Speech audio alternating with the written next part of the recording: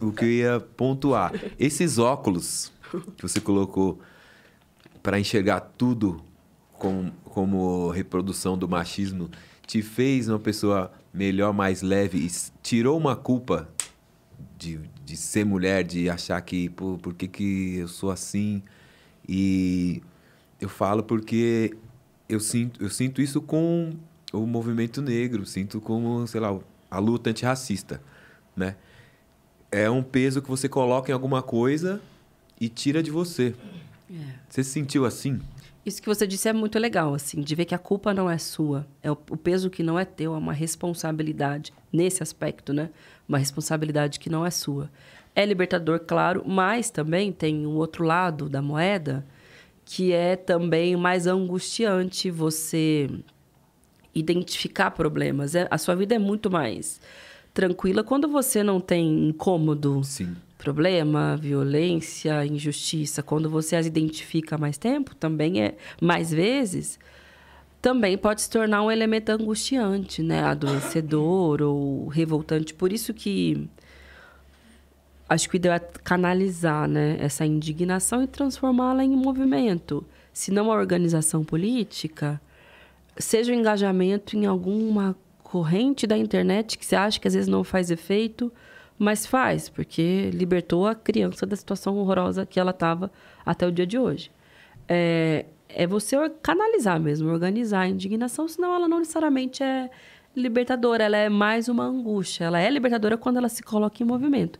Mas esse aspecto da culpa, penso muito nisso, de olhar para relacionamentos passados, fatos que aconteceram comigo, de quando eu não tinha ainda essa consciência. Eu falo, gente, como é que eu passei por isso, né? Como é que na época eu não via? Não via porque não tinha tido ainda essa noção do que acontecia comigo. E a culpa não era minha. Assim como não é, muita gente fala, é muito comum a gente ouvir isso, uma mulher num relacionamento abusivo. Você fala, nossa, mas como é que ela volta pro cara, pelo amor de Deus? Parece que tem uma frase que é horrível, mas a gente ouve muito. Gosta de apanhar.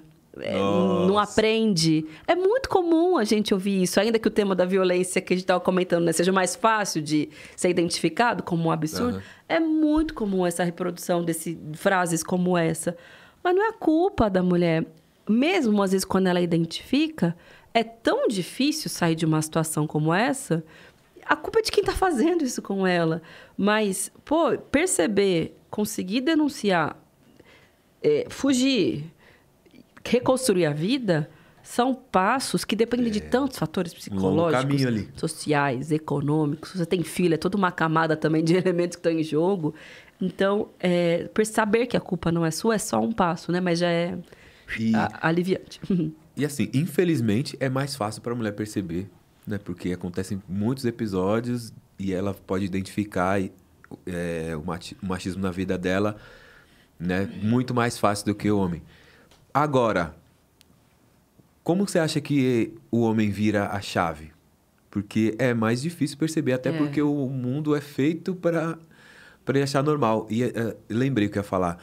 Uma certa hora eu estava falando ali e do poder que o homem tem. E a gente tem a dificuldade de entender que isso é muito poder. A gente acha que é normal. Porque desde sempre foi assim, sabe? Desde sempre foi assim. Meu pai batendo na minha mãe, por exemplo, sabe?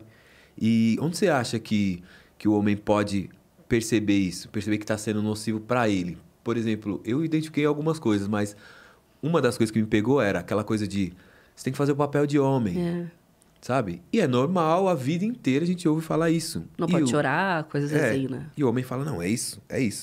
Então, isso que é muito poder e a gente acha que é normal. Então, até uma certa hora você fala, não, por que tem que fazer o papel de homem? O que é o papel de homem, né? O que é ser da hora para uma mulher? Se é um homem que gosta de mulher e quer ser da hora com uma mulher, por que ele tá fazendo coisa que é só é da hora pros homens mesmo, sabe? E às vezes a menina fica zoada, mas eu chego lá pros caras e falo, não, eu fiz tal coisa. Como foi, Paulo? Você não acha que isso já vem mudando assim ao longo do tempo? Mas muito devagar, Porque né? assim, eu acho que era muito pior antes. Era. Né? Putz, agora eu acho que, inclusive também por conta do movimento feminista, sim, assim, a consciência da sociedade em relação a esse tipo de comportamento absolutamente reprovável dos homens é uma coisa que já vem acontecendo. Claro, lento, né? Mas que é uma coisa que já... Hoje a gente pensa mais nisso. Né? E eu acho que a gente esperou... Eu acho que o grande lance aí é você, digamos assim, encontrar uma masculinidade sadia. Saudável. Quando você fala assim, saudável, Quando você fala assim, fazer papel de homem, tem um monte de coisa boa envolvida nessa frase e um monte de coisa ruim. O problema é que tem mais coisa ruim do que boa, né? Eu sei que tem coisa boa e coisa ruim. O problema é que tem mais coisa ruim do que boa e a gente não percebe. Ou demora. Isso também te impõe um comportamento que não é o teu, não cabe na tua personalidade, te obriga a ser... Isso tem muito a relação com a própria LGBTfobia também, né? Sim. A imposição de um comportamento masculino, portanto, másculo, viril, agressivo, que foge àquilo que se espera que é do que você naturalmente uma personalidade entendeu? individual. Da personalidade individual, Você tem o geral que você fala, não, porque assim, o homem, ele tem que ser másculo, tem que ser viril, tem que ser...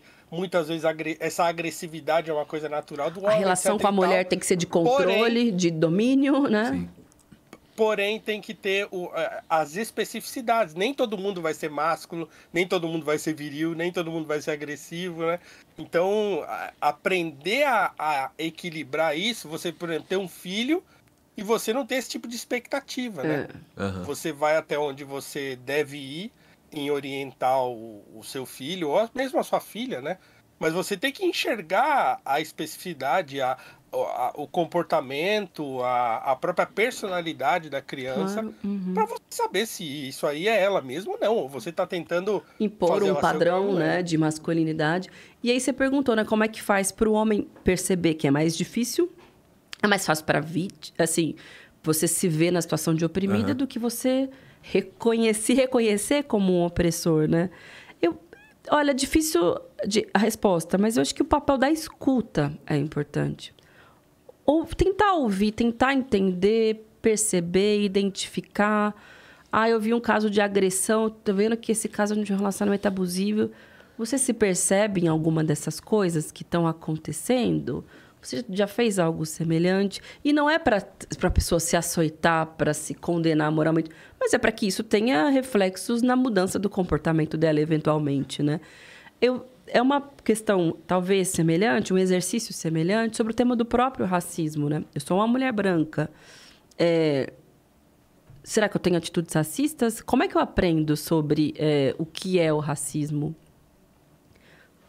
Ouvindo o movimento negro, ouvindo militantes, entendendo, prestando atenção, tentando me ver em algum elemento que aconteça. Talvez seja um exercício parecido, ainda que sejam problemas de natureza, né? Diferentes, mas que acho que o exercício de se ver é importante.